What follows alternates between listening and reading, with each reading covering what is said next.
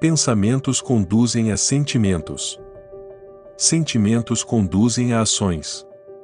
Ações conduzem a resultados. O modelo financeiro de uma pessoa consiste numa combinação dos seus pensamentos, dos seus sentimentos e das suas ações em questões de dinheiro.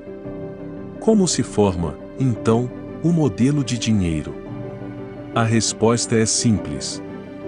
Ele se constitui fundamentalmente da informação ou programação que a pessoa recebeu no passado, sobretudo quando era criança. Quais foram as fontes primárias dessa programação ou condicionamento? Para a maioria de nós, a lista inclui pais, irmãos, amigos, figuras de autoridade, professores, líderes religiosos, mídia e cultura, para mencionar alguns elementos. Vejamos a cultura. Sabemos que algumas sociedades têm formas próprias de pensar sobre o dinheiro e de lidar com ele, enquanto outras fazem isso de um modo diferente. Você acredita que a criança já sai do ventre da mãe com as atitudes formadas em relação ao dinheiro ou que ela é ensinada a lidar com ele?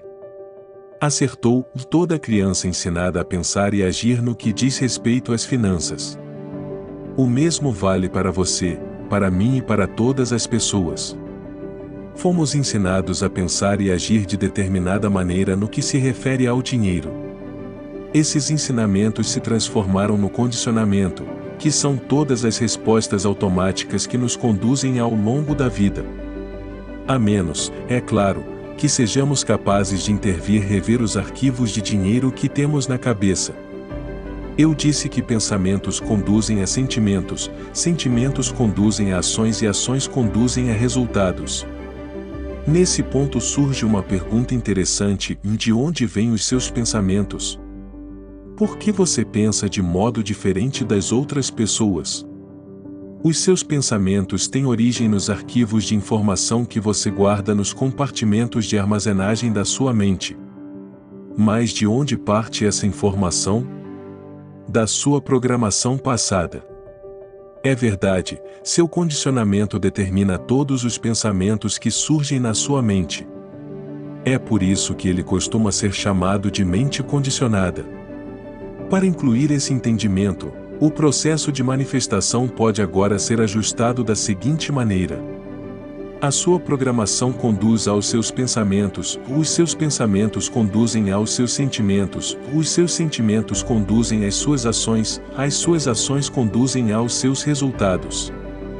Mudando a programação, você dá o primeiro indispensável passo para modificar os seus resultados. E como ocorre o condicionamento? Ele se estabelece de 3 maneiras principais em todos os campos da vida, inclusive no do dinheiro. Programação verbal: o que você ouvia quando era criança? Exemplo: o que você via quando era criança? Episódios específicos: em que experiências você teve quando era criança? Na sua infância, que frases você ouvia a respeito de dinheiro, riqueza e pessoas ricas? Provavelmente algo como: o dinheiro é a fonte de todo mal, poupe para os dias ruins, os ricos são gananciosos, os ricos são criminosos, os ricos são desonestos, você tem que dar duro para ganhar dinheiro, não se pode ser rico e espiritualizado ao mesmo tempo, dinheiro não nasce em árvore, o dinheiro fala mais alto, os ricos ficam cada vez mais ricos e os pobres cada vez mais pobres, isso não é para o nosso bico, nem todo mundo pode ser rico, nunca se tem bastante e a infame frase não temos dinheiro para isso. Na minha casa, toda vez que eu pedia dinheiro ao meu pai, ele respondia aos brados: você acha que eu sou feito de quê? De dinheiro? Rindo, eu dizia: até que seria bom. Eu pegaria um braço, uma perna e até mesmo um dedo seu. Ele nunca riu.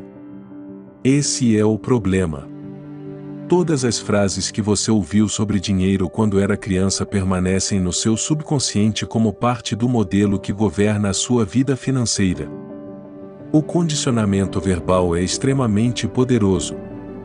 Por exemplo, um dia meu filho Jesse, que na época tinha 3 anos de idade, veio correndo até mim todo animado e disse: papai, vamos ver o filme das Tartarugas Ninja. Está passando aqui perto. Juro que não fazia a menor ideia de como aquele pingo de gente já podia ser um craque em geografia. 2 horas depois, obtive a resposta ao assistir ao anúncio do filme na televisão. A chamada final dizia: "Vi em cartaz num cinema perto de você." Tive outro exemplo da força do condicionamento verbal por meio de um dos participantes do seminário intensivo da mente milionária. Stephen não tinha nenhum problema em ganhar dinheiro, a sua dificuldade era conservá-lo.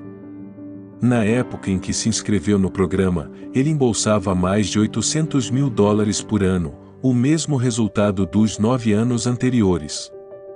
Apesar disso, ainda passava sufoco. Stephen dava sempre um jeito de gastar o dinheiro, emprestá-lo ou perdê-lo em maus investimentos. Fosse qual fosse a razão, o seu patrimônio líquido ainda era igual a zero. Ele me contou que, quando era garoto, a sua mãe costumava dizer: "Os ricos são gananciosos. Eles lucram com o suor dos pobres. A gente deve ter o suficiente para viver. Mais do que isso é cobiça." Ninguém precisa ser um Einstein. O que se passava no subconsciente de Stephen.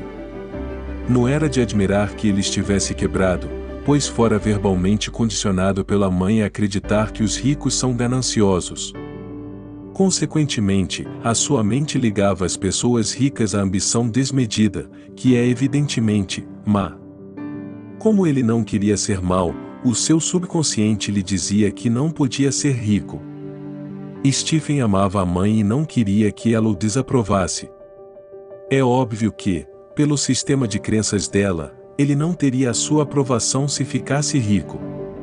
Assim, a única coisa que podia fazer era se livrar de todo o dinheiro que excedesse o estritamente necessário para o seu sustento. De outra forma, estaria sendo ganancioso. Você deve estar pensando que, entre possuir riqueza e ter a aprovação da mãe ou de quem quer que seja, a maioria das pessoas escolheria ser rica. Nem pensar.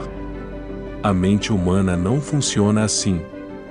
É claro que o dinheiro parece ser a escolha lógica. Mas, quando o subconsciente tem que optar entre a lógica e as emoções profundamente enraizadas, as emoções quase sempre vencem.